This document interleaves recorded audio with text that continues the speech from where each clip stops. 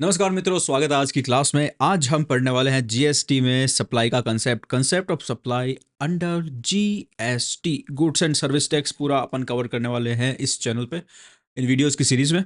तो सबसे पहले मैं ये बताऊंगा भाई, देखो कुछ एक चीज़ मैं स्टार्ट में इंट्रोडक्शन में बोलना चाहूँगा जो कि सब्जेक्ट से रिलेटेड नहीं है, लेकिन बतानी अति आवश्यक है, अति आवश्यक है, ताकि तुम ढंग से समझ सको सारी चीज़ों को। देखो, कोई भी सब्जेक्ट भैया, अगर तुमको जीएसटी गलती से भी मुश्किल लगता है ना, तो ये तुम्हारे मन का वहम है। पहली बात तो ये है, ठीक है, और इस वहम को मैं जल्दी निकाल दूंगा। दूसरी चीज, हर एक प्राणी, हर एक स्टूडेंट, उसमें कैपेसिटी होती है कि भाई वो कोई भी सब्जेक्ट समझ सकता है ना, can understand any subject, any student can understand any subject.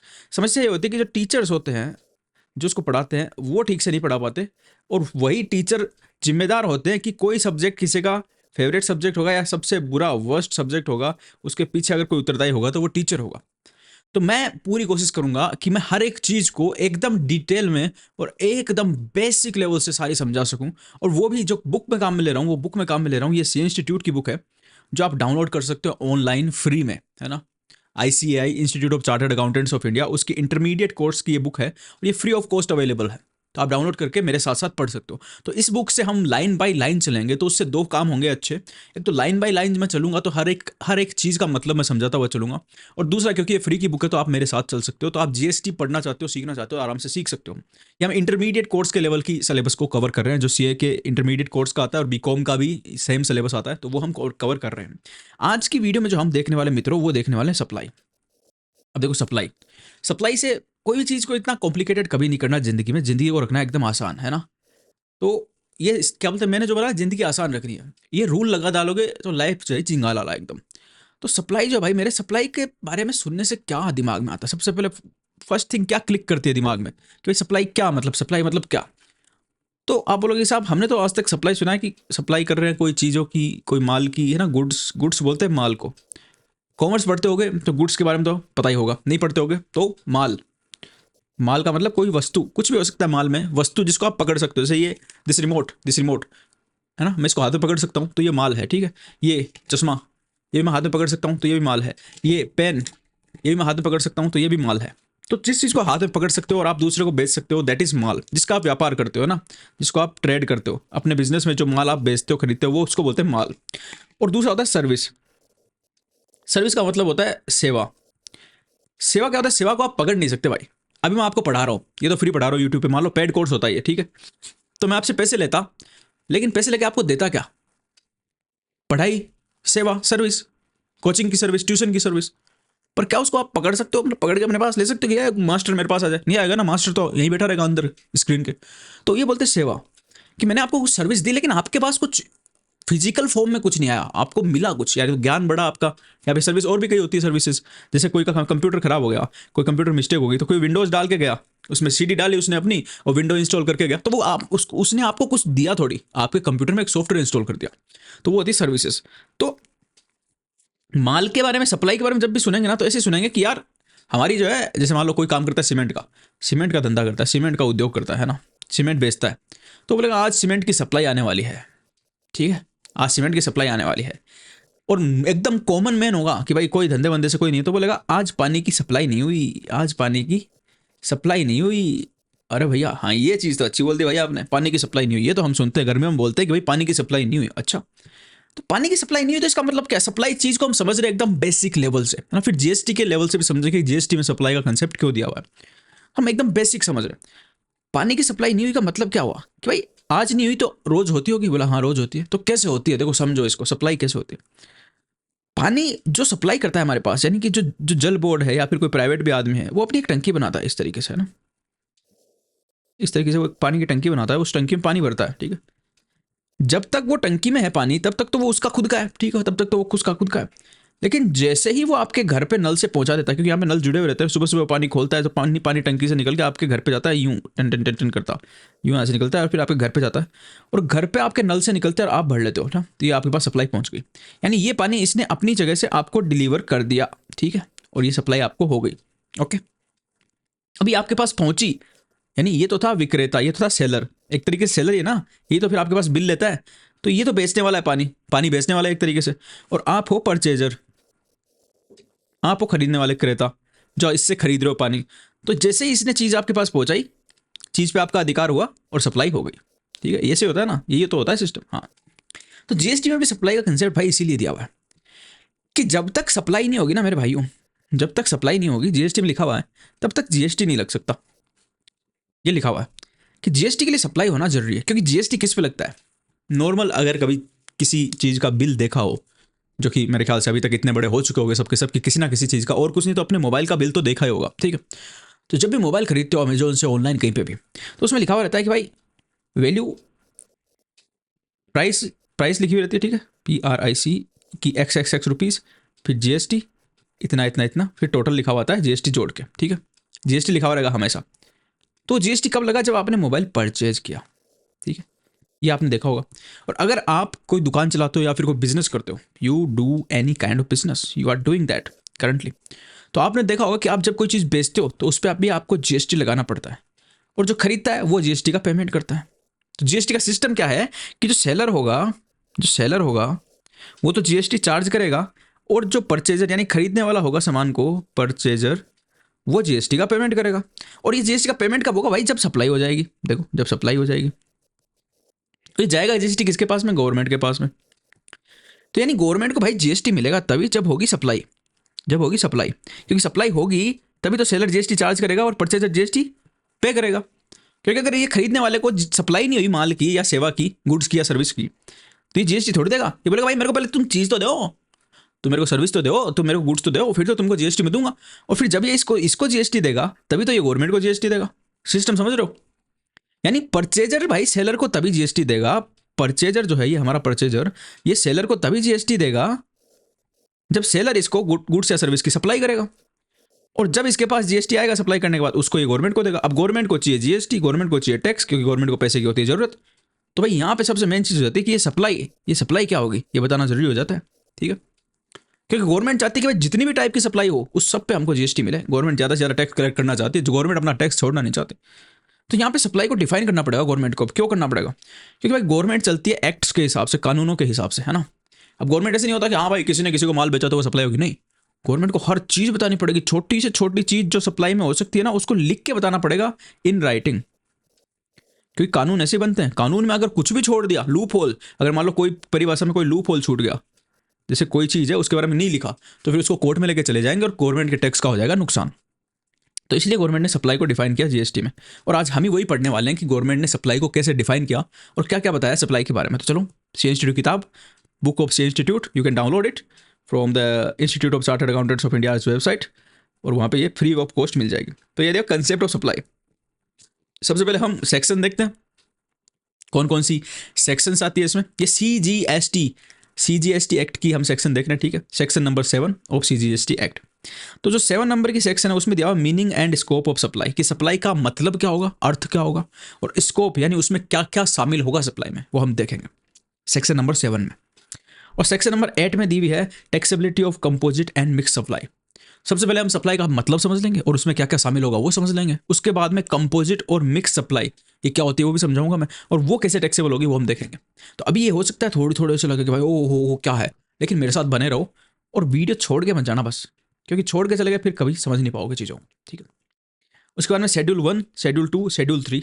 Schedule क्या होता है? देखो, सेक्शन तो होती है जिनमें प्रोविजन लिखे रहते हैं, और शेड्यूल में कुछ लिस्ट लिखी रहती है ना, मतलब कोई चीज़ों की लिस्ट बना देंगे और फिर सेक्शन में बोल देंगे भाई उस शेड्यूल में जाके देख लेना, बहुत सारी चीज़ें थी इसलिए हमने अलग से बना के उसको पीछे चिपका दिया और उसका नाम दे दिया शेड्यूल। तो उसमें जाके देख लेना हम जिस चीज़ की बात कर रहे हैं। तो शेड्यूल 1 में क्या लिखा हुआ है? Activities to be treated as supply even if made without consideration. अभी समझ में नहीं आएगा ये, तो देख लो, अभी पढ़ लेते हैं सिर्फ। शेड्यूल 2 में क्या लिखा हुआ है? Activities or transaction to be treated as supply or goods as supply of services. ये भी नहीं समझ में आएगा अभी, वो भी आगे पढ़ेंगे। शेड्यूल 3 में लिखा activities or transaction which shall be treated neither as supply of goods or nor as supply of services. ये भी आगे पढ़ेंगे। ठीक है, लेकिन अभी पढ़ लिया हमने कि ये इतना इतना है, सप्लाई में इतनी चीज़ें पढ़नी है। Section 7, section 8, schedule 1, schedule 2, schedule 3। ठीक है, ओके। अब चलो एनालिसिस देखते हैं इसका। आपको सीधा एनालिसिस पे आना, ये कोर टेक्स्ट जो है ये नहीं पढ़ना है। ओके, अच्छा जी। तो देखो, the definition of supply as contained in section 7 of the CGST Act is an inclusive definition and does not define the term exhaustively। मतलब क्या बोल रहे हैं? देखो, एक तो होता है इंक्लूसिव और एक होता है एग्जॉस्टिव, है ना। एक तो इंक्लूसिव डेफिनेशन होती है और एक होता है एक्सक्लूसिव। इंक्लूसिव का मतलब होता है कि भाई हम बता रहे सप्लाई में ये शामिल होगा, दिस विल बी इंक्लूडेड, है ना। और फिर जो चीज़ें सरकार ने लिखी, मान लो 1 2 3 4 5 से 7 चीज़ों का नाम लिखा, फिर उसके आगे एटसेट्रा लिख देगा, है ना। एटसेट्रा मतलब और भी इसके जैसी चीज़ें होगी, वो भी इंक्लूड होगी। तो यहाँ पे सरकार ने सारी की सारी चीज़ें नहीं बताई, यानी ये इंक्लूसिव डेफिनेशन है, ये कंप्लीट डेफिनेशन नहीं है। सरकार ये डेफिनेशन सिर्फ इसलिए दे रही है कि तुम समझ जाओ कि ऐसी ऐसी चीज़ों को हम इंक्लूड कर सकते हैं। तो उससे सरकार के पास एक पावर आ जाता है। क्या पावर आ जाता है कि मान लो सरकार ने पूरी, अब सारी चीज़ें तो सरकार भी नहीं बता सकती, दुनिया में पता नहीं क्या क्या होता है, नई नई चीज़ें होती रहती है हर बार। तो सरकार को लगा कि ये चीज़ तो हम कवर कर लेते हैं, और उसके आगे एटसेट्रा लिख देंगे ना, तो जब भी कोई ऐसी नई चीज़ होगी जो हमने नहीं लिखी सप्लाई की डेफिनेशन में, तो हम बोलेंगे कि भाई देखो हमने एटसेट्रा लिखा, इसका मतलब हमने जो चीज़ लिखी उनके जैसी देखो तुम्हारी वाली चीज़ भी है, तो हम इसको भी इंक्लूड करेंगे। तो सरकार ने एक ये पावर ले ली कि जो चीज़ इन्होंने नहीं लिखी उसको बाद में इंक्लूड कर सकते हैं। एक्सक्लूसिव एग्जॉस्टिव डेफिनेशन क्या होती है? एग्जॉस्टिव डेफिनेशन होती है कि वहाँ पे सब कुछ जो लिखा हुआ है, जो भी होगा, जो भी इंक्लूड किया जाएगा, वो वहीं पे लिख दिया जाएगा ना, उसके अलावा कोई भी इंक्लूड नहीं किया जाएगा। तो सरकार ने ये वाली नहीं की, सरकार ने ये वाली सप्लाई की डेफिनेशन दी है जिसमें वो बाद में भी कुछ भी इंक्लूड कर सकती है, जिसको बोलते हैं इंक्लूसिव डेफिनेशन। ठीक है, अच्छा जी। It defines the scope of supply in an inclusive manner. Clause A of subsection 1 illustrate the form of supply, but the list is not exhaustive. This is substantiated by the use of words such as in the definition. तो last में लिख दिया ना such as, शुरू में लिख दो such as या फिर लास्ट में लिख दो एटसेट्रा। एटसेट्रा ये दोनों वर्ड ऐसे होते हैं जो इंक्लूसिव डेफिनेशन में काम में लिए जाते हैं। तो कौन से में दिया हुआ है भैया? 7 सेक्शन 7 सब सेक्शन 1 और उसकी भी क्लोज ए, इसमें दिए हुए कुछ चीज़ों का उदाहरण जिनको सप्लाई में शामिल किया जाएगा। देखो, provision of scope of supply under CGST Act have also been made applicable to IGST Act with section number 20 of the IGST Act। यानी CGST Act में जो हम सप्लाई के प्रोविजन पढ़ने वाले हैं, ये सेम के सेम कॉपी पेस्ट किए हुए हैं IGST Act में। दो बार नहीं पढ़ने, तुम एक बार CGST में पढ़ लो, तुम्हारे को समझ में आ जाएगा। ओके, अभी हम पढ़ने वाले सप्लाई भी हम चालू नहीं किया, अभी हम तो बस बेसिक अंडरस्टैंडिंग कर रहे हैं मेरे प्यारे मित्रों। The meaning and scope of supply in terms of section 7 can be understood in terms of the following parameters। तो मतलब सेक्शन 7 जिसमें कि सप्लाई की परिभाषा दी हुई है, तो एक तो क्वेश्चन यही बनता है कि सप्लाई की परिभाषा जीएसटी में किस सेक्शन में दी हो? सीजीएसटी एक्ट के सेक्शन नंबर 7 में। और ये बोला कि सप्लाई में क्या क्या शामिल होगा, तो अब देखते हैं अपन। पहला नंबर, अब चालू हो गई भाई सप्लाई की डेफिनेशन। अब ये जो एक एक चीज़ देंगे वो हमको याद करनी है कि ये चीज़ें सप्लाई में शामिल है। समझा मैं दूंगा, फिर याद तुमको रखनी पड़ेगी। Supply should B goods of goods and service. Supply of anything other than goods or service like money, security, etc. does not attract GST। क्या बोल रहा है ये? मैंने आपको ऊपर बताया था अभी कि सप्लाई किस किस चीज़ की हो सकती है। या तो कोई गुड्स की हो सकती है, जैसे मैंने गुड्स आपको दिखाया था, रिमोट होता है, चश्मा होता है, ये होता है, वो होता है। या फिर मतलब सर्विस हो सकती है, जैसे मैं कोचिंग आपको दे रहा हूँ, ट्यूशन आपको दे रहा हूँ, किसी ने आपके कंप्यूटर में विंडोज़ ला के इंस्टॉल कर दी। या फिर ऑनलाइन भी आजकल लोग होते हैं जो कहीं पे बैठे हैं, डायरेक्ट जो है एनी डेस्क की मदद से जो है क्या कर देंगे, आपके पीसी को ठीक कर देंगे। तो वो क्या है? वो सर्विसेज है। तो या तो कोई सर्विस की सप्लाई दे रहा है आपको, या फिर गुड्स की सप्लाई दे रहा है। इन दो, भाई रुकना, इन दोनों के अलावा अगर कोई सप्लाई दी जा रही है तो वो सप्लाई की डेफिनेशन में शामिल नहीं होगी। यानी सप्लाई होने के लिए जो चीज़ आपको दी जा रही है सप्लाई में, वो या तो गुड्स हो या फिर सर्विस हो, ये कम से कम एक तो इनमें से होनी ही चाहिए। ठीक है, दोनों ही नहीं होगी तो सप्लाई नहीं मानी जाएगी। यहीं पे खत्म किस्सा, किस्सा खत्म। अच्छा, दूसरी चीज़ देखो, यहाँ पे बताया भी है कि या तो गुड्स होगी या सर्विस होगी। देखो, गुड्स होगी, सर्विस होगी। अगर दोनों ही नहीं है तो नहीं सप्लाई, फिर सप्लाई नहीं है। अब ऐसी कौन सी चीज़ होती है जो दोनों ही नहीं है, गुड्स भी नहीं है और सर्विस भी नहीं है? तो कुछ चीज़ें होती है जैसे कि मनी, पैसा। मैंने आपको 200 रुपये दिए, तो क्या मैंने आपको कोई गुड्स दिया? नहीं, मनी गुड्स में भी इंक्लूड नहीं है। क्या मैंने आपको सर्विस दी? नहीं, मनी सर्विस में भी इंक्लूड नहीं है। मनी तो भाई जब हम कोई चीज़ खरीदते हैं तो उसके लिए पेमेंट करने के लिए काम में लेते हैं, तो ना ही तो वो गुड्स है ना ही वो सर्विस है। तो स्पेसिफिकली बताया कि मनी जो है गुड्स सर्विस में शामिल नहीं होगी। मनी में ना सिर्फ इंडिया की मनी है, बल्कि किसी दूसरे देश की यूएस डॉलर भी आप दे रहे हो तो वो भी मनी में आएगा, उसको भी गुड्स या सर्विस में शामिल नहीं किया जाता है। दूसरा, सिक्योरिटीज़। सिक्योरिटीज़ क्या होती है? सिक्योरिटीज़ का मतलब होता है जैसे शेयर्स हो गए किसी कंपनी के। जैसे मैंने आपको अडानी के शेयर दिए 20, है ना, तो वो गुड्स में नहीं आएगा, उसमें जीएसटी नहीं लगेगा। मैंने आपको अडानी के शेयर्स दिए तो उसमें जीएसटी नहीं लगेगा, क्योंकि वो गुड्स की या फिर सर्विसेज की डेफिनेशन में शामिल ही नहीं है। दूसरा था डिबेंचर्स, ऋण पत्र। मैंने डिबेंचर्स दिया आपको, उस पर भी नहीं लगेगा। तीसरा होता है एफडी, मैंने आपको एफडी के सर्टिफिकेट अपने दिए, उसमें भी नहीं लगेगा। तो इस तरीके से जो भी सिक्योरिटीज़ होती है, इन्वेस्टमेंट की सिक्योरिटीज़ होती है, उनको किसी और को दोगे तो उस पर जीएसटी नहीं लगेगा उसके ट्रांसफर करने पे, क्योंकि उसका ट्रांसफर सप्लाई माना ही नहीं जाएगा। और वो सप्लाई क्यों नहीं माना जाएगा? क्योंकि ये जो सिक्योरिटीज़ है वो ना ही तो गुड्स में आती है और ना ही सर्विसेज की डेफिनेशन में आती है। उसी तरीके से मनी ना ही तो गुड्स में शामिल है और ना ही सर्विसेज में शामिल है। और क्योंकि पहले पॉइंट में हमने बोल दिया कि जो चीज़ ना तो गुड्स और ना सर्विस दोनों में शामिल नहीं हो तो वो सप्लाई उसकी नहीं मानी जाएगी। ये फर्स्ट पॉइंट पे हमने बोल दिया। तो इन चीज़ों को हमने पहले गेट से ही बाहर कर दिया कि तुम ना ही गुड्स हो, तुम ना ही सर्विस हो, धक्का देगा बोले भाग जाओ यहाँ से, तुम सप्लाई की लायक नहीं हो। अच्छा, दूसरे नंबर पे supply should B made for a consideration. अच्छा जी, ये क्या बात हुई? ये बात ऐसी हुई, देखो मेरे पास है रोटी, रोटी है मेरे पास, पता तुमको, ये तो गोल गोल मैंने रोटी बना दी, घी भी लगा दिया इस पर, घी लगा दिया इस पर। ये रोटी मैं किसको दूंगा? मैं चलाता हूँ ढाबा, बाबा दा ढाबा, बाबा दा ढाबा। कस्टमर आता है, कस्टमर बोलता है एक वेज थाली, तो मैं बोलता हूँ भाई 200 रुपये दे दे मेरे को, 200 रुपये दे दिया। फिर मैं इसको रोटी देता हूँ कस्टमर को, ये कस्टमर है, हंस रहा है बहुत ज़्यादा, भूख लग रही है तो रोटी दिख गई, हंस रहा है। तो अब क्या हुआ यहाँ पे, मैंने इसको रोटी सप्लाई करी, रोटी क्या है? गुड्स है भाई। हाँ? अब समझ ना, रोटी गुड्स लग सकती है तुमको, क्योंकि रोटी को पकड़ सकते हो, है ना, इसलिए रोटी गुड्स लगेगी, ठीक है। लेकिन ये ढाबा रेस्टोरेंट ये सर्विसेज में आते हैं, सर्विसेज में, ठीक है। खाने पीने को सरकार ने सर्विस मान रखा है, तो अपन इसको सर्विस मानेंगे, ठीक है। तो होता तो ये गुड्स है, रोटी पकड़ सकते हो, लेकिन मानेंगे अपन इसको रेस्टोरेंट सर्विसेज में, ठीक है। तो मैंने एक सर्विस आपको प्रोवाइड की, ठीक है, उसके लिए मैंने आपसे पैसे लिए 200 रुपये, सर्विस दी, आपने ली, रोटी खाई, सर्विस अंदर गई, ठीक है। उसके बाद में 200 रुपये आपने मुझे पकड़ाए, तो ये आपने मुझे क्या दिया? ये मुझे दिया कंसिडरेशन। कंसिडरेशन मतलब कि मैंने जो आपको चीज़ दी उसके बदले में आपको ने मुझे पेमेंट किया। तो भाई सप्लाई तो यहाँ पे हो गई, क्योंकि ये सर्विस थी, ठीक है। सर्विस इसलिए माना जाता है, रोटी को देखो, रोटी पकड़ तो सकते हैं, लेकिन थोड़ी देर की होती है वो मेहमान दुनिया में, फिर उसको खा जाते हैं, फिर वो कहाँ बची? नहीं बची ना। तो अपन ने सर्विस ओरिजिनली दी क्या? भूख मिटाई लोगों की, है ना, कुछ डाल के उनके पेट में। तो इसलिए गुड्स नहीं माना जाता इन रोटी को और खाने पीने को, इनको सर्विस माना जाता है, रेस्टोरेंट सर्विस। तो भाई इसने खाया और इसने मेरे को पैसे दिए, तो यहाँ पे सप्लाई भी हो गई, क्योंकि सर्विस थी तो सर्विस हो गई, तो सप्लाई हो गई। और कंसिडरेशन यानी इसने मेरे को पेमेंट कर दिया, तो कंसिडरेशन भी मिल गया, तो ये भाई ठीक है, सप्लाई मानी जाएगी। लेकिन लेकिन लेकिन लेकिन फिर से वही रोटी है, वही रोटी है, ये कोई आया हंसता है, मैंने इसको रोटी दी, भूख मिट गई इसकी, लेकिन इसने मुझे कुछ नहीं दिया। क्यों? क्योंकि भाई लंगर चल रहा था, समझो बात, लंगर चल रहा था, भंडारा चल रहा था, भंडारा चल रहा था, ठीक है। भंडारे में फ्री में खिलाते हैं, तो मैंने रोटी खिलाई भाई जो भी आ रहा उसको, लेकिन वो मुझे कुछ नहीं दे रहे, रुपए जीरो जीरो, और ज़्यादा हंसने लग गया भाई, फ्री में रोटी मिल गई। तो क्या यहाँ पे सप्लाई होगी क्या? यहाँ पे जीएसटी लगेगा क्या? नहीं लगेगा। क्यों?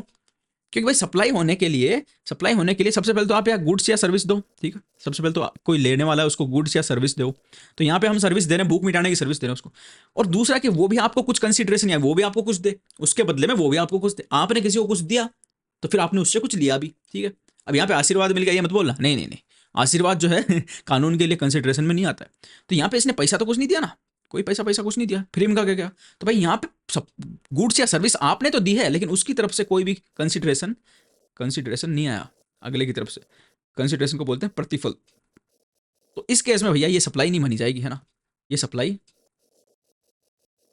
नहीं मानी जाएगी। और अगर सप्लाई नहीं तो जीएसटी भी नहीं, क्योंकि सप्लाई पे ही जीएसटी लगता है। कोई गुड से सर्विस की सप्लाई होगी तभी जीएसटी एप्लीकेबल होगा, अदरवाइज जीएसटी एप्लीकेबल नहीं होगा।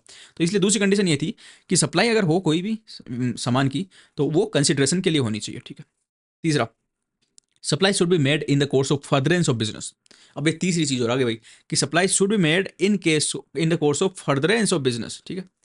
यानी कि अपने व्यापार में सप्लाई होनी चाहिए। कैसे समझना, मैं हूं फर्नीचर का व्यापारी, ठीक है। मैं बहुत सारा फर्नीचर मैंने दुकान में ला के रख रखा है और मैं उसको बेचता हूँ, है ना, बहुत सारा फर्नीचर और लकड़ी, फर्नीचर और लकड़ी, वुड, इसको मैं बेचता हूँ। क्या हो रहा है इसके आज यार, पता नहीं, बड़ा कर लेता हूँ इसको मैं। हाँ, अरे हाँ, फर्नीचर और लकड़ी में बेचता हूँ, ठीक है। और इस पर मैं जीएसटी भी देता हूँ लोगों से और कस्टमर को बेच देता हूँ। मेरे पास एक गाड़ी भी खड़ी थी, ये वाली, ऐसी ऐसी गाड़ी आती है ना, कौन सी आती है वो पता है? हाँ, ये वाली गाड़ी खड़ी थी मेरे पास एक, है ना। मैंने देखा ये वाली गाड़ी बेच के और फिर मैं ये वाली गाड़ी लेके आ जाता हूँ। कौन सी? ये वाली भी पता है कौन सी आती है? बताइए कौन सी है ये? हाँ, ये वाली लेके आ जाता हूँ, दूसरी वाली। यानी ऑडी बेच के BMW लेके आता हूँ। तो भाई मेरी पुरानी ऑडी थी, वो मैंने बेची किसी को, कोई मेरा कस्टमर आया हुआ था फर्नीचर लेने। मैंने पूछा गाड़ी भी है क्या आपके पास में, पुरानी होगी आप वाली, ऑडी चाहिए आपको ऑडी? बोला हाँ आपके पास है क्या, आप बेच रहे हो क्या? बोला हाँ बेच रहा हूँ मैं। बोला ठीक है मेरे को दे दो। ओके, तो कस्टमर को भाई मैंने फर्नीचर तो बेच दिया, जीएसटी ले लिया, और कस्टमर मेरे साथ गाड़ी भी ले गया फर्नीचर के साथ में। बोला एक काम करो फिर, ये फर्नीचर इतना सही है, आप अपनी गाड़ी भी मेरे को दे दो, पैसे मैं गाड़ी के भी दे देता हूँ, और ये फर्नीचर मैं इस गाड़ी में डाल ले जाता हूँ। तो कस्टमर को मैंने अपनी पुरानी गाड़ी भी बेच दी। अब क्या ये कस्टमर मेरे को इस गाड़ी पे जीएसटी देगा? देखो यहाँ दिमाग लगाना दो चीज़ का। ये मेरा कस्टमर था, ध्यान से देखना इस चीज़ को, ये चीज़ समझ में आ गई तो दुनिया में सब कुछ समझ में आ जाएगा फिर। ये मेरा कस्टमर था, हंस रहा था, है ना, नए नए मकान के लिए नया नया फर्नीचर लेने आया था। ये मैं था इधर, ये मैं था, ठीक है। मैंने एक तो इसको बेचा फर्नीचर, ये तो है फर्नीचर, ठीक है, इस पर लिख दूँ मैं फर्नीचर। ये फर्नीचर की मैंने इसको सप्लाई की, ठीक है, और इसने मेरे को फर्नीचर के पैसे दिए। ओके, ये फर्नीचर की सप्लाई क्या है, फर्नीचर गुड्स है ना, और इसने मेरे को कंसिडरेशन दिया, पैसे दिए, मान लो 2 लाख रुपए फर्नीचर के दिए, ठीक है। ओके, दूसरी चीज़, ये मेरी गड्डी, ओ गड्डी ਜਾਂਦੀ ਐ ਛਲਾਂਗਾ मारदी, मैनू याद आवे मेरे यार दी। मैंने इसको गड्डी दी, इसने गड्डी के मुझे पैसे दिए, ठीक है। तो मैंने गुड्स की सप्लाई की। गड्डी क्या है भाई, गुड्स में तो आती है ना, गुड्स कार सप्लाई, और इसने गड्डी के लिए मुझे दिए मान लो ₹20 lakhs, 20 लाख रुपए दिए। अब मेरे को ये बताओ, इन दोनों में से जीएसटी किस पे लगेगा? सप्लाई तो हो रही है ना, हो रही है, मतलब एक तरीके से मैं चीज़ तो दे रहा हूँ ना। अगर मैं सप्लाई को सिर्फ चीज़ पकड़ा ना मानूँ तो चीज़ तो मैं दे रहा हूँ, ऊपर वाले केस में फर्नीचर दे रहा हूँ, नीचे वाले केस में गड्डी दे रहा हूँ। तो जीएसटी क्या दोनों पे लगेगा क्या? तो यहाँ पे कानून क्या बोलता है? यहाँ पे कानून ये बोलता है कि भाई जो सप्लाई आपकी होनी चाहिए, पहली बात तो गुड्स या सर्विस की होनी चाहिए, तो वो केस तो यहाँ पे कंप्लीट हो रहा है दोनों में कि गुड्स है भैया, दोनों गुड्स है। दूसरा ये बोल रहा है कि सप्लाई के लिए कंसिडरेशन मिलना चाहिए, तो वो भी भाई फुलफिल हो रहा है। यहाँ पे भी कंसिडरेशन मिल रहा है, यहाँ पे मिल रहा है, यार फर्नीचर बेच रहा हूँ उस पर भी, मैं व्यापारी फर्नीचर का हूँ, मैं फर्नीचर का व्यापारी, तो यहाँ पे मिल रहा है, और गाड़ी बेच रहा हूँ उस पर मिल रहा है। पुरानी गाड़ी है मेरी, ओल्ड कार, यूज्ड कार, मेरी पर्सनल कार। लेकिन तीसरी जो कंडीशन है भाई, कि in the course of furtherance of business होना चाहिए। इसका मतलब आप समझो कि मैं जिस चीज का बिजनेस करता हूं, मैं जो चीज की सप्लाई कर रहा हूं वो उस बिजनेस से रिलेटेड होना चाहिए, यानी वो जो बिजनेस में जो चीज का बिजनेस करता हूं वही होनी चाहिए। तो मैं बिजनेस करता कहाँ का हूं? मैं फर्नीचर का बिजनेस करता हूं मेरे ब्रो। क्या मैं कार का बिजनेस करता हूं? नहीं। क्या मैं कार का डीलर हूं? नहीं। क्या मैं ओल्ड कार का डीलर हूं? नहीं। तो फिर मैं कार क्यों बेच रहा हूं? ये तो मेरी पुरानी होगी, मुझे बेचनी थी बस, ये तो मेरे पर्सनल यूज के लिए थी। तो इसका मतलब कार में भैया ये जो दूसरी कंडीशन है ना, कि in the course of furtherance of business, ये वाली कंडीशन यहाँ तो पूरी हो गई, लेकिन यहाँ कार वाले में पूरी नहीं होगी। और भाई साहब सो सैड, सो सैड। मतलब अगर ये कंडीशन यहाँ पे पूरी होती तो 20 लाख पे भी जीएसटी देना पड़ जाता, हाँ, लेकिन अब नहीं देना पड़ेगा। नो नो, कार मेरी पर्सनल है, पर्सनल पर्सनल, बिजनेस से रिलेटेड नहीं है, पहली बात ध्यान रखना। कार मेरी पर्सनल है, पर्सनल यूज के लिए, ठीक है। तो अब टैक्स देना पड़ेगा नहीं, क्योंकि इन the course of furtherance of business ये वाली सप्लाई नहीं है। ये वाली सप्लाई हाँ बिल्कुल है, जो मैं फर्नीचर का बिजनेस करता हूँ, फर्नीचर की सप्लाई कर रहा हूँ, तो इन the course of furtherance of business, चलो इस पर जीएसटी लग जाएगा, ये जीएसटी एप्लीकेबल। पीले से ले लूँ, यहाँ पे जीएसटी एप्लीकेबल, यहाँ पे जीएसटी नॉट एप्लीकेबल। समझ गए furtherance of course of business क्या होता है? ये होता है भाई, ऐसे समझ में आ जाए ना, फिर उसके बाद तो टेंशन वाली चीज़ कोई है नहीं। ओके ओके, देखो ये लिखा हुआ है सप्लाई होने के लिए।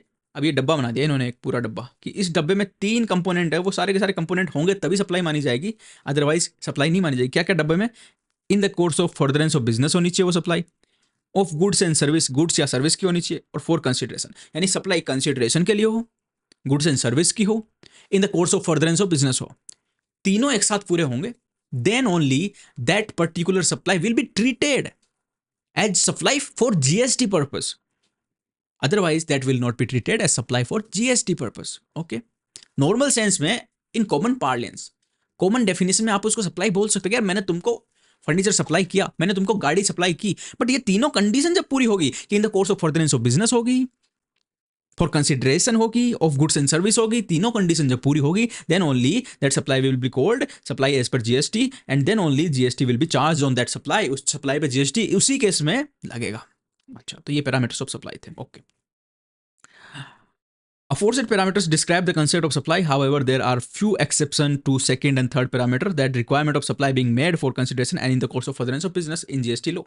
तो अभी अपन ऊपर पढ़ा था अपने शेड्यूल 1 से कुछ फर्दरेंस ऑफ बिजनेस, कुछ मैंने बोला बाद में पढ़ेंगे। तो देखो फॉर कंसिडरेशन ये जो तीसरा कंपोनेंट है, और in the course of furtherance of business, normal सारी सप्लाई में ये दोनों कंडीशन होनी चाहिए तभी सप्लाई मानी जाएगी। लेकिन कुछ एक ऐसी सप्लाई है जिनके बारे में स्पेशल बताया गया है कि अगर वो इन the course of furtherance of business ना भी हो, यानी आपके बिजनेस के लिए ना हो, तो भी उसको सप्लाई माना जाएगा। और उसमें अगर कंसिडरेशन नहीं दिया जा रहा तो भी उसको सप्लाई मानी जाएगा। कौन सी है वो सप्लाई, वो हम आगे पढ़ेंगे, ठीक है। Few exceptions have been carved out where the transaction is deemed to be a supply even without consideration। यानी कोई ऐसा ट्रांजेक्शन जिसमें हमारा वो कहाँ गया, जिसमें ऐसा कोई ट्रांजेक्शन जिसमें सप्लायर ने तो सप्लाई की गुड्स की, लेकिन भाई बायर ने कोई कंसिडरेशन पैसा नहीं दिया उसके लिए, उसके बावजूद भी उसको सप्लाई माने जाएंगे। कई ऐसे ट्रांजेक्शन में जिनके बारे में बताएंगे, ठीक है। वो शेड्यूल 1 में दिए हुए हैं सीजीएसटी एक्ट के, जो कि बाद में हम इस चैप्टर में पढ़ेंगे। शेड्यूल 1 मैंने बताया ना, उसमें लिस्ट दी हुई है, तो उसमें पूरे ट्रांजेक्शन की लिस्ट दी हुई है। Similarly the condition of supply to be made in the course of furtherance of business has been relaxed in case of import of services.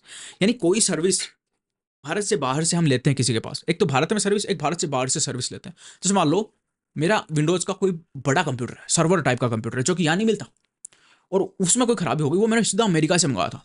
अभी मेरे को सर्विस मिल रही है उसको सुधारने की, कौन दे रहा है, सीधा भाई अमेरिका में कोई इंजीनियर बैठा, वो वहाँ से सीधा डायरेक्ट कनेक्शन करके इंटरनेट से, और वहाँ से वो मेरे कंप्यूटर को सुधारेगा। तो हो रहा क्या है भाई, कि यूएसए से सर्विस जो है INDIA इंडिया में भेजी जा रही है ना, सर्विस का इंपोर्ट हो रहा है। इंपोर्ट किसको बोलते हैं, जब अपन अपने देश में कोई चीज़ मंगाए, अपने भारत में कोई चीज़ मंगाए, अपने पास आ रही है, दिल के पास आ रही है, नजर के सामने जिगर के पास अगर कुछ आ रहा है तो वो है इंपोर्ट, है ना। लेकिन अगर कोई दूर जा रहा है, दूर जा के भी मुझसे तुम मेरी यादों में रहना, उसको तुम एक्सपोर्ट कहना, जो दूर जाए उसको, ठीक है। पास आने वाला इंपोर्ट, दूर जाने वाला एक्सपोर्ट।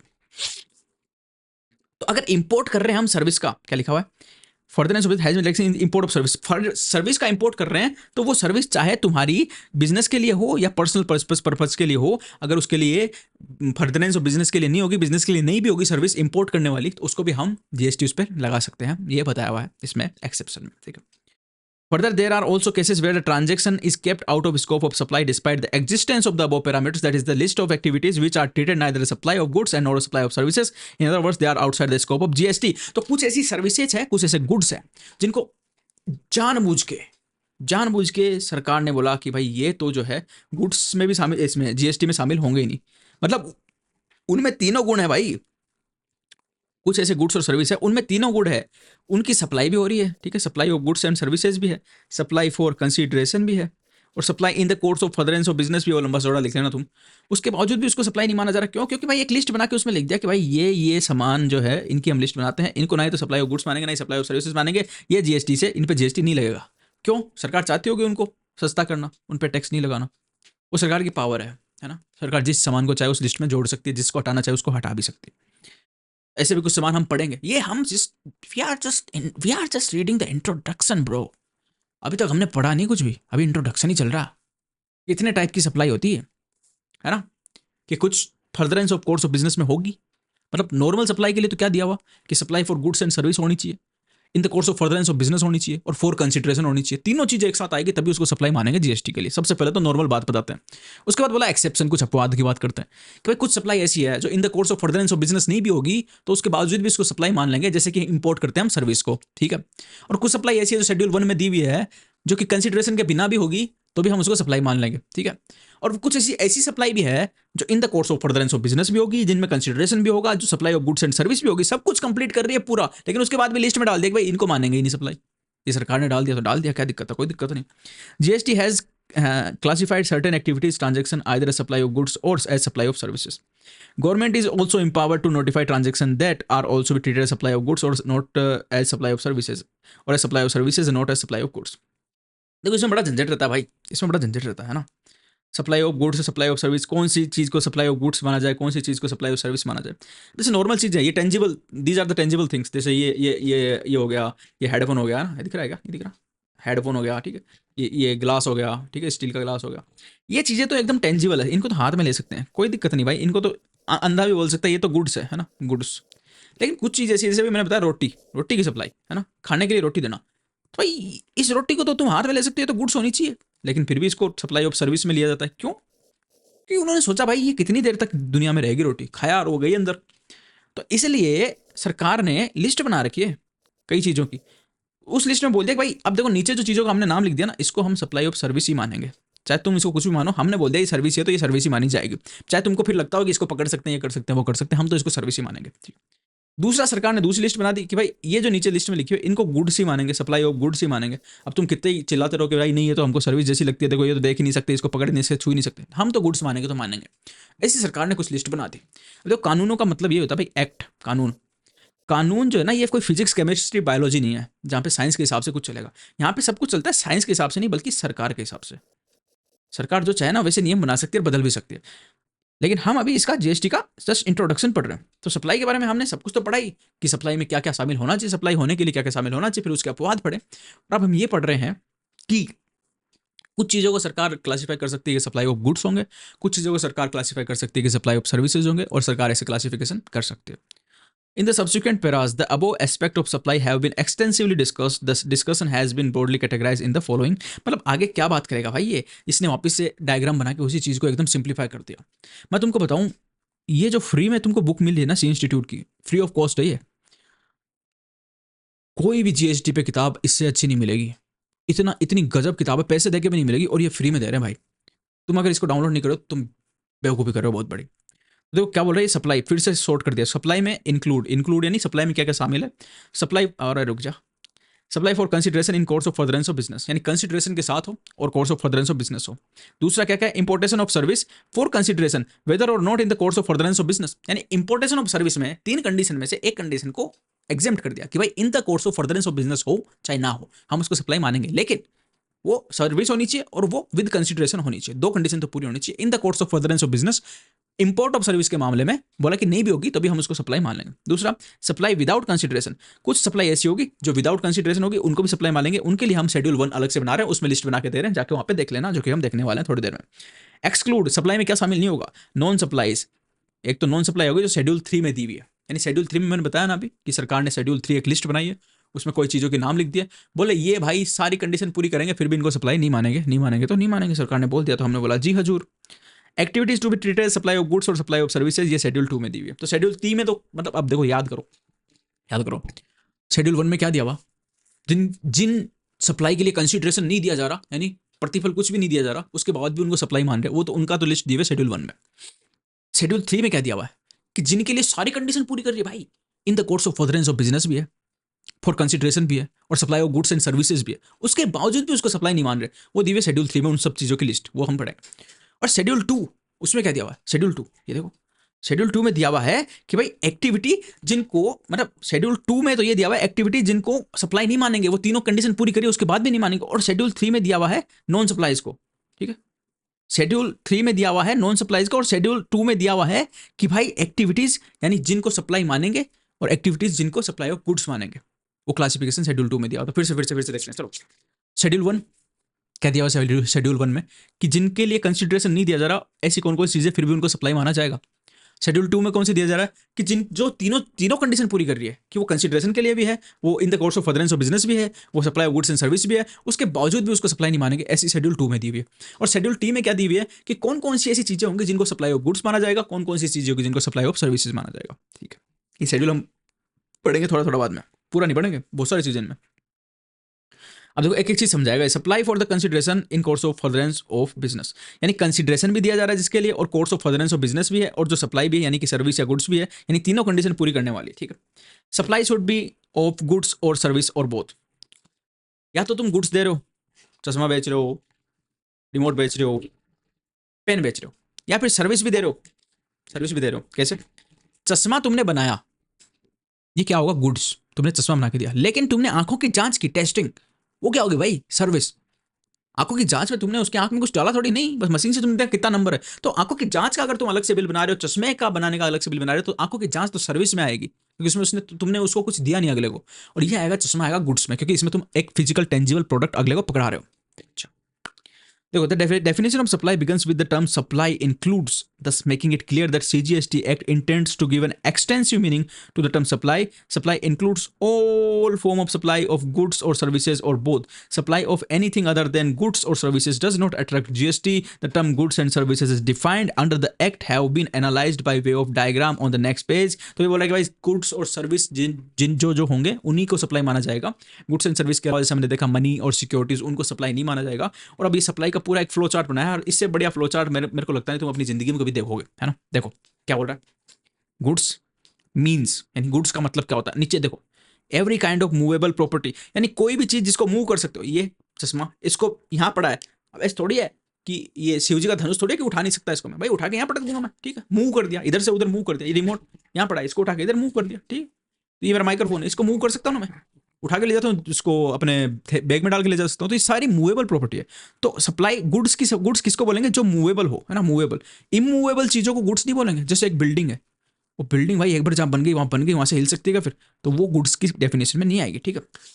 तो सप्लाई में every kind of movable property आती है, ठीक है, सारी की सारी मूवेबल प्रॉपर्टी जो भी हो, उसमें एक साथ और भी कई चीज इंक्लूड होगी। क्या होगी, एक्शनेबल क्लेम होंगे, actionable claim, growing crops, grass and things attached to forming part of the land which are agreed to be severed before supply under the contract of supply. क्या बोल रहा है, एक्शनेबल क्लेम भी शामिल होंगे। एक तो मूविंग प्रॉपर्टी, ठीक है, रिमोट, गाड़ी, हेडफोन, ये मोबाइल, सब कुछ। एक्शनेबल क्लेम का मतलब होता है भाई कि लॉटरी, जैसे तुमने लॉटरी, ठीक है, लॉटरी जीत गए, लॉटरी जीत गए। अभी अभी लॉटरी क्या होती है मेरे को बताओ एक बार। ड्रीम इलेवन मान लो, तुम ड्रीम इलेवन मान लो, ड्रीम इलेवन पे तुमने टुस टुस टुस टुस कुछ किया और तुम 1 करोड़ रुपए जीत गए। तो अभी 1 करोड़ रुपए क्या है भाई, ये तुम्हारा एक्शनेबल क्लेम ही तो है। तुम इस 1 करोड़ पे एक्शन ले सकते हो, ड्रीम इलेवन को बोल सकते हो कि ये मेरे को दो, है ना, तुम्हारा क्लेम हो गया अब 1 करोड़ रुपए पे। तो उस पर भी जीएसटी देना पड़ेगा।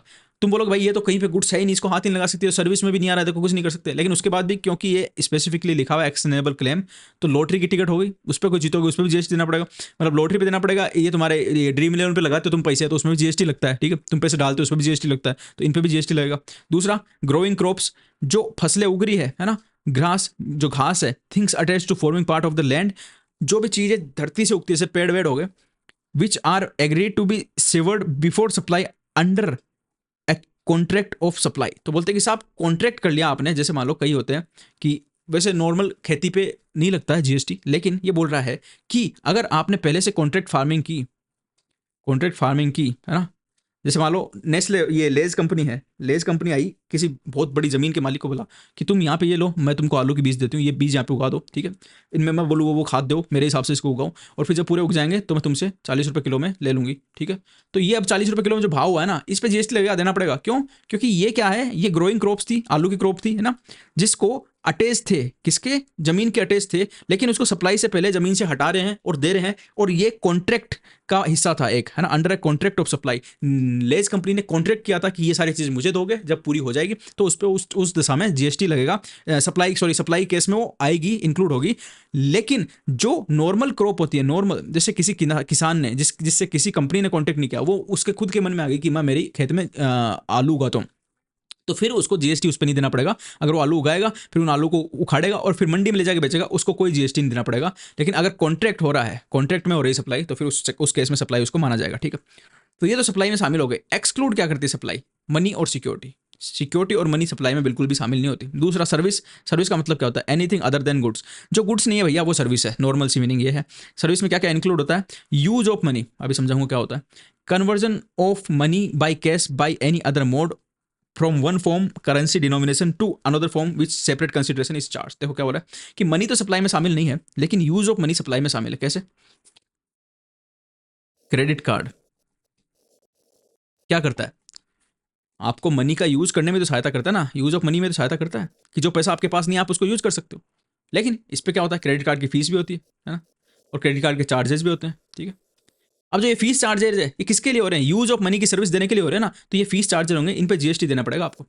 उस पैसे पे नहीं देना पड़ेगा। जैसे आपने 60,000 रुपये का फोन खरीदा क्रेडिट कार्ड से, तो इस 60,000 पे आपको कोई जीएसटी नहीं देना है, ना ना ना, फोन खरीद रहे हो फोन पे दोगे, इस 60,000 को काम में लेने पे कोई जीएसटी नहीं देना है। लेकिन ये 60,000 जो आप काम में लिए, इस पे साल की साल क्रेडिट कार्ड कंपनी 400 रुपये की तो फीस लेती है क्रेडिट कार्ड की, और ये आपने लेट से चुकाए तो इस पे 2,000 के आपके पास में अलग से चार्जेस और ले लिए, तो ये कितने हो गए, 2,400 रुपये। इस पे जीएसटी देना पड़ेगा भैया, इस पे जीएसटी देना पड़ेगा, क्योंकि ये यूज ऑफ मनी की सर्विस है ना, ये मनी नहीं है, ये यूज ऑफ मनी की सर्विस, यानी कि ये जो चार्जेस लिए जा रहे हैं ताकि आपको क्रेडिट कार्ड दिया जा सके, उन चार्जेस पे जीएसटी देना पड़ेगा। डायरेक्ट जो पैसा आप काम में ले रहे हो उस पैसे पे नहीं देना पड़ेगा।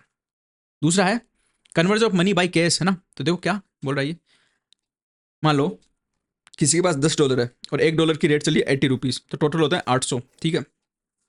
मेरे पास कोई $10 लेके आया और मैंने उसको 800 रुपये दे दिए, 80 रुपये की रेट चल रही थी, मैंने उसको 800 रुपये पकड़ा दिए। अब यहाँ क्या जीएसटी लगेगा, यहाँ पे जीएसटी नहीं लगेगा। क्यों नहीं लगेगा, क्योंकि उसके डॉलर थे 10, ठीक है, और मैंने टोटल के टोटल जितने डॉलर के रुपए बनते थे पूरे के पूरे रुपए दे दिए, बीच में मैंने कुछ काटा नहीं, बीच में मैंने कोई चार्ज लिया नहीं, तो पैसे को पैसे में बदलने पे कोई भी जीएसटी नहीं लगता। लेकिन अब दूसरा केस देखो, $10 थे किसी के पास में, मेरे पास आया, मैंने बोला भाई बनते तो तुम्हारे 800 है, बनते तो तुम्हारे 800 है कि 80 के भाव से, लेकिन मैं तुमको 700 दूंगा क्योंकि 100 रुपये मेरा कमीशन है।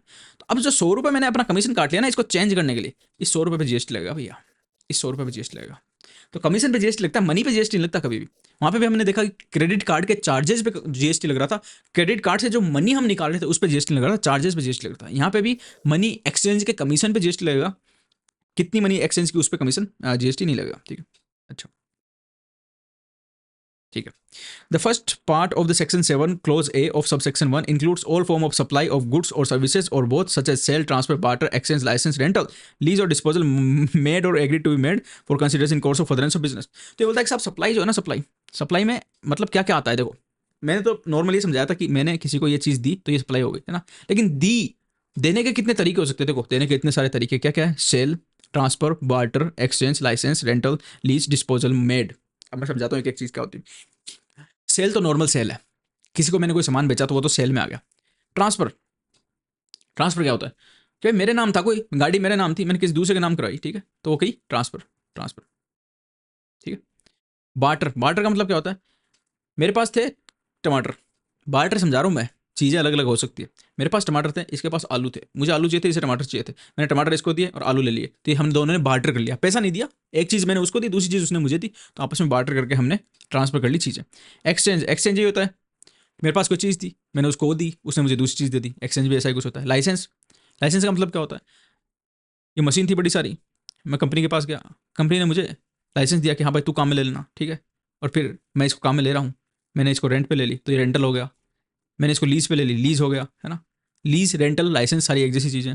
डिस्पोजल, मेड और agree to be made for consideration. Disposal का मतलब क्या होता है कि भाई कोई चीज़ थी मेरे पास, पुरानी थी, नई थी, कैसी थी, कोई मेरे पास आया, मैंने बोला भाई तू इतने पैसे दे दे मैं तेरे को देता हूँ, तो मैंने इसका डिस्पोजल कर दिया उसको, है ना। डिस्पोजल यानी मेरे मेरे मेरे पास से निकाल दिया उसको, चल भाई किसी और के पास जा, तो उसको भी हम किस में मानेंगे,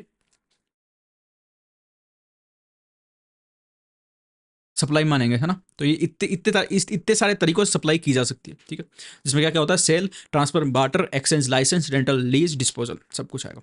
तो supply includes sale, transfer, barter, exchange, licence, rental, lease, disposal for consideration in the course of furtherance of business. यानी कि sale, transfer, barter, licence, lease, disposal ये सब होना चाहिए, किस में होना चाहिए, कंसिडरेशन के साथ होना चाहिए, और किसके लिए होना चाहिए, for in the course of furtherance of business होना चाहिए, उस केस में हम उसको सप्लाई मानेंगे, otherwise we will not consider it as supply. Thus the forms of supply as contemplated in this first part have two prerequisite। क्या है, the supply should be for consideration, यानी सप्लाई जो है हमारी कंसिडरेशन की होनी चाहिए। हम किसी को कोई सामान देते हैं तो वो भी हमको कुछ देना चाहिए बदले में, कुछ मनी, पैसा ही दे बदले में, ये जरूरी नहीं है मैंने कुछ दिया तो वो भी मुझे कुछ दे। मैं फर्नीचर का व्यापारी हूँ, मैंने फर्नीचर उसको दिया 2 लाख रुपए का, उसने बोला भाई ये मेरी रॉयल इनफील्ड गाड़ी है, ये मैंने 1 साल पहले ली थी, पैसे तो मेरे पास नहीं है, लेकिन तुम एक काम करो ये फर्नीचर मेरे को दो, 2 लाख रुपए का, ये गाड़ी ले लो रॉयल इनफील्ड। तो मैंने उससे रॉयल इनफील्ड ले ली, तो भाई वो भी मेरा कंसिडरेशन हो गया, ठीक है। कंसिडरेशन हमेशा मनी में हो जरूरी नहीं है, लेकिन सप्लाई के लिए कंसिडरेशन होना जरूरी है। The supply should be in the course of furtherance of business. Supply होनी चाहिए, sale, transfer, barter, licence, lease, disposal जो भी हो, कंसिडरेशन होना चाहिए, और in the course of furtherance of business होना चाहिए, ठीक है। Okay. Supply includes all form of supply. Various form of supply contemplated in section 7(1)(a) are sale, transfer, barter, exchange, license, rental, lease, disposal। ये याद कर लो इसको, sale, transfer, barter, exchange, licence, rental, lease, disposal, लिखने में अच्छा लगेगा। Sale, transfer, barter, exchange, licence, lease, disposal, rental. These form of supplies are only illustrative and not exhaustive। तो ये तो भाई तुमको बता दिए, इसके अलावा भी कुछ होगा ना वो भी शामिल है, ठीक है। However, none of these terms have been defined under the act। In order to understand their meaning, we have taken resources at the dictionary meaning ले ली भाई, डिक्शनरी मीनिंग तुमको लेने की जरूरत है, तुम पढ़ना चाहो पढ़ लेना, वैसे मैंने तुमको बता दिया क्या क्या होता है, एक बार पढ़ोगे समझ में आ जाएगा। एक्ट में नहीं बताया हुआ है, एक्ट में सिर्फ लिख दिया कि सेल, बार्टर, लाइसेंस, डिस्पोजल, है ना, ट्रांसफर, लीज, ये सब लिख दिया, लेकिन बताया नहीं उन्होंने इनका मतलब क्या होगा। तो मतलब इस इंस्टीट्यूट ने बताया, तुम आराम से पढ़ना चाहो पढ़ सकते हो, ठीक है। Supply should B for consideration, हम पढ़ चुके, सप्लाई कंसिडरेशन के लिए होनी चाहिए, ठीक है, ये चीज़ हम पढ़ चुके। कंसिडरेशन, कंसिडरेशन क्या हो सकता है, पेमेंट इन मनी और अदरवाइज, मैंने बोला ना कि चाहे तो पैसा दे दो या फिर कुछ और दे, जैसे बताया मैंने रॉयल इनफील्ड दे दी उसने, ये भी हो सकता है। Monetary value of any act और फॉरबिडेंस फॉर द सप्लाई, ठीक है। 2 काम हो सकते हैं, देखो कंसिडरेशन के भी 2 काम हो सकते हैं। एक तो मैंने बोला कि भाई फर्नीचर मैंने बेचा, उसने मुझे बुलेट दे दिया, अपनी मोटरसाइकिल दे दी, ठीक है, एक तो ये हो गया। दूसरा क्या होता है देखो, एनी एक्ट और फॉरबिडेंस फॉर द सप्लाई, ये क्या है? इसमें मुझे कोई सामान नहीं दे रहा वो, बल्कि वो मेरे लिए कुछ कर रहा है। जैसे मान लो मैंने किसी को फर्नीचर बेचा 4 लाख रुपए का, मैंने पूछा भैया आप क्या करते हो? उसने बोला मैं हूँ भैया आर्किटेक्ट, है ना, यानी कि मैं डिज़ाइन विज़ाइन बनाता हूँ अंदर की। तो मुझे मेरी दुकान की मस्त डिज़ाइन बनवानी थी। मैंने आर्किटेक्ट को पूछा था किसी को, उसने 10 लाख रुपए बताए थे। तो मैंने भाई देखा, दिमाग लगाया यहाँ पे, है ना। मैंने इसको बोला कि साहब एक काम करो, आप ये 4 लाख का जो मेरे से फर्नीचर ले रहे हो, ये आपके लिए मैं फ्री दे देता हूँ, है ना, फ्री। आप मेरे एक काम करो, दुकान की डिज़ाइनिंग कर देना, डिज़ाइनिंग, है ना। उसने बोला ओके, ठीक है, अच्छी अच्छी बातें कर दी, तो उसने ओके बोल दिया। तो यहाँ पे ये सप्लाई मानी जाएगी क्या? मैंने उसको फर्नीचर दिया, मैंने तो भाई उसको दिया सप्लाई की गुड्स की, है ना। उसने मुझे क्या कुछ दिया, पैसा दिया? नहीं। कोई बुलेट बुलेट दिया? नहीं। तो फिर ये सप्लाई मानी जाएगी? यस मानी जाएगी। क्यों मानी जाएगी? क्योंकि इसने मेरे लिए कुछ एक्ट किया, मेरे लिए कोई काम किया, मुझे सर्विस दी। क्या दी सर्विस? कि ये बोला कि ये आपकी दुकान का डिज़ाइन मैं बना दूंगा। तो मैंने इसको सप्लाई में गुड्स दिया है, इसने भी मुझे जो है कंसिडरेशन में क्या दी है, अपना एक्ट, अपना काम करके दिया है, मेरा दुकान का डिज़ाइन बना के दिया है, तो ये भी सप्लाई मानी जाएगी। तो यहाँ बोला एक्ट। और फोरबियरेंस, फोरबियरेंस का मतलब होता है, एक्ट का मतलब तो होता है कुछ करना। मैंने उसको फर्नीचर दिया, उसने मेरे लिए डिजाइन बनाया, उसने मेरे लिए कुछ किया। फोरबियरेंस का मतलब क्या होता है? जैसे देखो, मेरी फर्नीचर की दुकान है, की दुकान है, ठीक है, बहुत बड़े बड़ा बड़ा फर्नीचर वाला हूं मैं, ठीक है। अभी मैं किसी और जगह पे दुकान खोलना चाहता हूँ, ब्रांच खोलना चाहता हूँ, मेरी ब्रांच दूसरी जगह पे, लेकिन वहां पे पहले से एक दुकान है ना। अब इस दुकान वाले को पता चला कि भाई ये इतना बड़ा फर्नीचर वाला अगर मेरी जगह पे, मेरे मोहल्ले में आ गया, तो मेरी दुकान ठप हो जाएगी, क्योंकि ये सस्ते में बेचेगा। तो इसने मुझे क्या ऑफर दिया कि आप एक काम करो, आप यहाँ पे दुकान प्लीज मत खोलो। मैंने बोला क्यों? तेरे बाप का राज है क्या, क्यों नहीं खोलूं? उसने बोला देखो मेरे पास एक ऑफर है। मैंने बोला बक। उसने बका। उसने बोला भाई भैया देखो, आप जो है ना, इधर देखो, मैं इधर समझाता हूँ आपको। उसने बोला भैया देखो, यहाँ पे आप अपनी ब्रांच मत खोलो, यहाँ पे मेरे यहाँ खुला हुआ है, इधर से ही मेरी दुकान पे आप जो है सेल होने दो।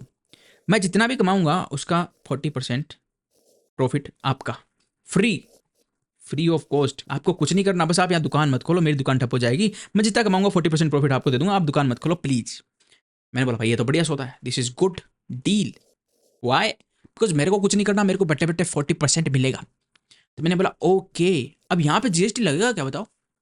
अरे भाई साहब, यहाँ पे तो मतलब, यहाँ पे तो कुछ किसी ने किसी को कुछ दिया ही नहीं।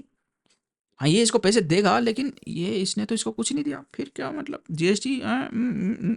हाँ लगेगा। क्यों? जो मैंने बोला था एक्ट ऑफ फोरबियरेंस, देखो यहाँ पे देखो, फोरबियरेंस का जो एक्ट है ना, उसका मतलब ये होता है कि ये वाला जो बड़ा दुकानदार था ना, इसने बोला ना मैं दुकान नहीं खोलूंगा, तो इसने एक्ट ऑफ फोरबियरेंस किया।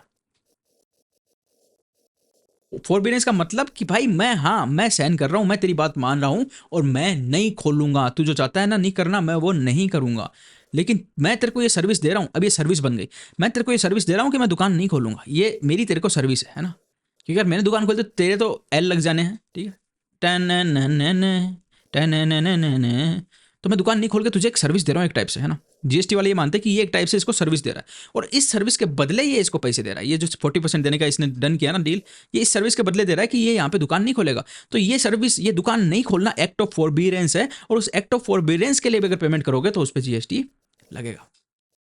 इतना भैया, कानून ऐसे थोड़ी बनते, सरकार हर चीज को कवर करती है भाई। Okay. By receipt recipient or any other person, deposit to be considered as payment only when the supplier applies such deposit as consideration for said supply, excluding subsidy given by central and state government. Consideration जो है ना, consideration जो हमने अब सारा देख लिया, उसमें कहीं पे भी अगर सेंटर या स्टेट गवर्नमेंट सब्सिडी देगी ना, सब्सिडी वाला कंसिडरेशन में नहीं आएगा। सब्सिडी का मतलब क्या? जैसे मान लो सिलेंडर है, सिलेंडर पे समझ सकते हो ये चीज़। सिलेंडर 1,000 रुपये का था, आजकल तो सब्सिडी बंद कर दी, लेकिन बाई चांस मान लो कि मैं बोला हूँ 1,000 रुपये का सिलेंडर है, सेंट्रल गवर्नमेंट इसमें 400 रुपये की सब्सिडी देती है, जनता को ये मिलता है 600 रुपये पे। कंपनी को तो 1,000 रुपये मिलेंगे, ठीक है। गैस एजेंसी, गैस वाली कंपनी को तो 1,000 मिलेंगे, क्योंकि जनता देगी 600 और 400 देगी सरकार, टोटल 1,000 मिलेंगे कंपनी को। लेकिन जीएसटी सिर्फ 600 पे लगेगा भाई, क्योंकि 400 की सब्सिडी सरकार दे रही है, और जीएसटी के कानून में सीधा सीधा लिखा हुआ है कि अगर कंसिडरेशन में सब्सिडी शामिल है तो सब्सिडी पे जीएसटी नहीं लगेगा। तो यहाँ पे 400 पे जीएसटी लगेगा, 600 पे जीएसटी लगेगा, 400 पे जीएसटी, क्योंकि लिखा हुआ है कानून में। दूसरा दूसरा डिपॉजिट पे जीएसटी नहीं लगेगा। डिपॉजिट का मतलब क्या होता है भाई? डिपॉजिट का मतलब ये होता है कि जैसे अपन कभी मोबाइल का कनेक्शन लेने जाते हैं ना, मोबाइल का पहले लेते थे लैंडलाइन का कनेक्शन, तो वहाँ पे जब हम नया कनेक्शन लेते थे तो हमें कुछ पैसा डिपॉजिट करना पड़ता था, जैसे मान लो 2,000 रुपये डिपॉजिट करा दिए, है ना, ये हमारा परमानेंट वहाँ पड़ा रहता था। जब हम कनेक्शन कटवाते थे, कट करवाते थे लास्ट में, तो ये हमको ऑफिस से मिल जाता था। ये किस लिए लिया जाता था? ये इसलिए लिया जाता था कि इन केस मैं कभी मेरा बिल चुकाऊँ नहीं, तो इस डिपॉजिट में से वो मेरा पैसा काट ले। इसी तरीके से जो मकान किराए पे देते हैं, वो भी यही करते हैं कि वो पहले ही रेंट है ना प्री डिपॉजिट ले लेते हैं कि कभी मैं रेंट नहीं चुकाऊं तो वो इसमें से काट ले।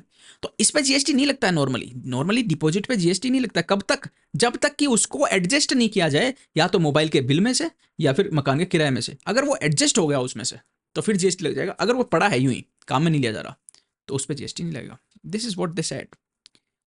When the supplier applies such deposit, देखो क्या लिखा, deposit to be considered as payment only कब? When the supplier applies the deposit as consideration for the said supply। जब सप्लायर उस सप्लाई के लिए उसको कंसिडरेशन के रूप में काम में ले ले डिपॉजिट को, तभी उस पर लगाया जाएगा। ठीक है, okay. Let us examine the existence of the consideration in the following two scenarios. Donation received by charitable institution from individual donor without quid pro quo. Art work sent by artist in galleries for exhibition. देखो क्या हो रहा है यहाँ पे, donation का मतलब हो गया कंसिडरेशन। कोई एक चैरिटेबल इंस्टीट्यूट है, मैं उस चैरिटेबल इंस्टीट्यूट का अध्यक्ष हूँ, मेरे पास कोई पैसा लेकर आता है कि साहब, जैसे मेरी गौशाला है, गौशाला बोलता है साहब ये लो 50,000 रुपये गायों को चारा गिराने के लिए, आप बहुत बढ़िया काम करें, मेरा थैंक यू, जय गौ माता, जय गोपाल, लाओ। मैंने 50,000 रुपये ले लिए उसके पास, कंसिडरेशन उसने मुझे दे दिया 50,000 का, लेकिन क्या मैंने उसको कोई सर्विस दी? नहीं।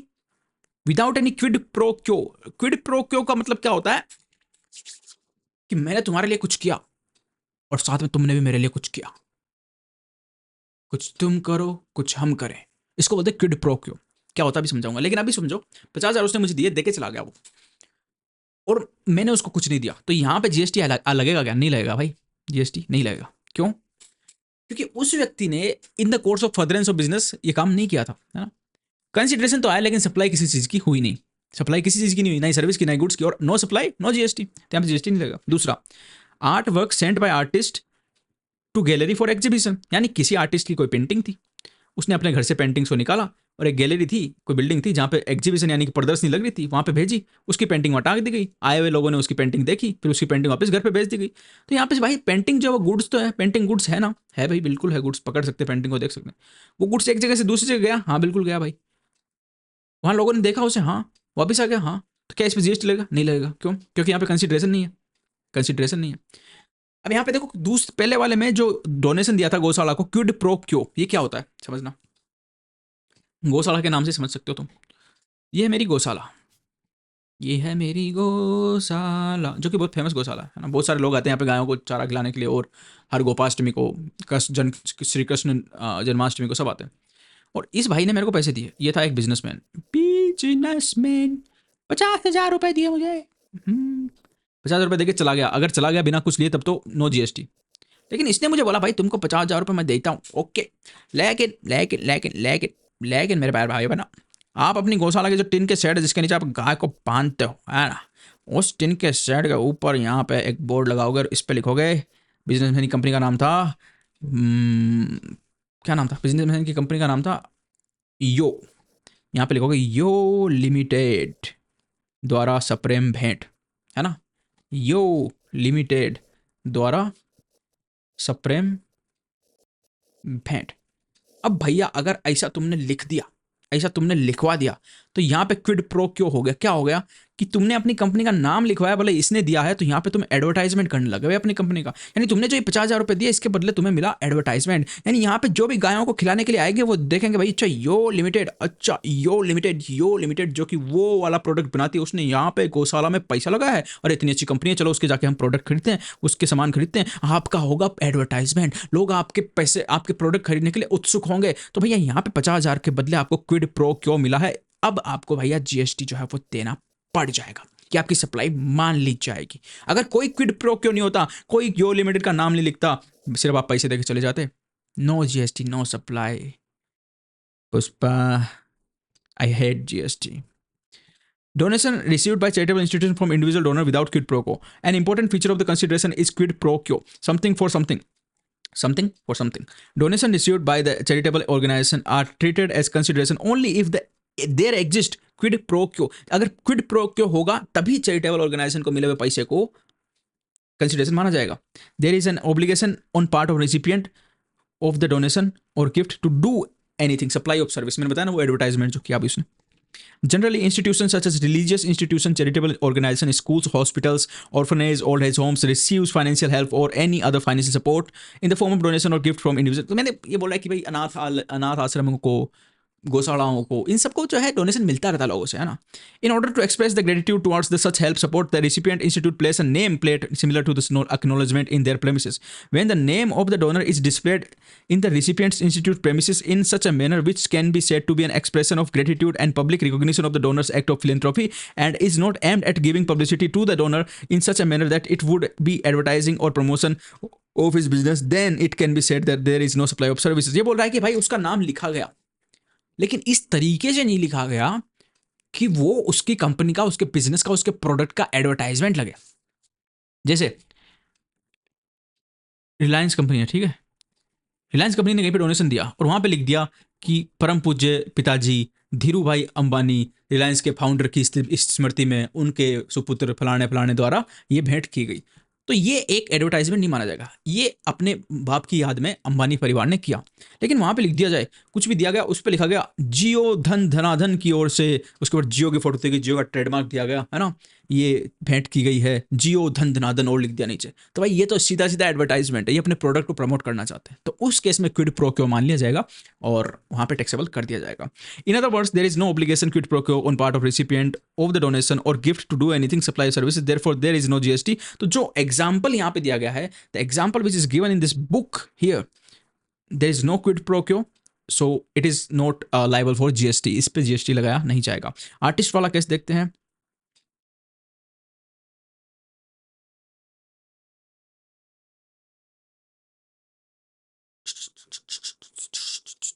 आर्टिस्ट वाला भूल गया ये.